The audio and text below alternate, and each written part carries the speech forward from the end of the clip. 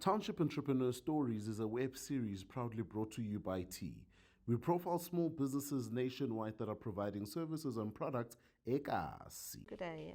My name is Desiree and I'm a baker. I live in King Williamstown in a small village called Carwash location near Breibach. Um, I started the business Desib cakes last year, September 2022. I lost my job. My husband is unemployed. I'm unemployed. So there needs to be something to be done. So God give us hands and feet and we'll never go hungry. So that's when I started my company, Desib Bakes Cakes, in this year. I actually started baking in 2020. I went to a baking school.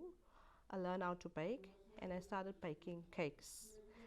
This year in January, I registered my company. Desib Cakes specialize in lemingtons, crunches, customized cakes, caramel flans, cupcakes, and you can get hold of me at 071 613 5253, or you can email me on desibcakes2711 at gmail.com. Hi, I'm Daisy and I'm a township entrepreneur.